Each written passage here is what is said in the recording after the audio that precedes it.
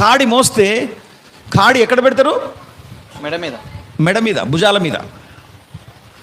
ఈ కాడి మోసి మోసి భుజాలన్నీ వంగిపోయినాయి.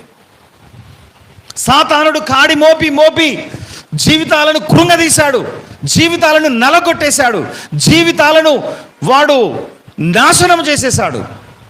అయితే దేవుడు వచ్చేసి, దేవుని అభిషేకం ఎప్పుడైతే నీ మీదకి వస్తున్నదో నీ మీద ఉన్న కాడి విరగొట్టబడుతున్నది. ఆమేన్. అభిషేకము ద్వారా కాడి విరగొట్టబడుట. చెప్పండి, అభిషేకము ద్వారా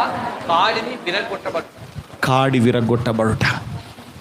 యేసయ్యా, ఈరోజు నూనెతో నా తల అంటండి.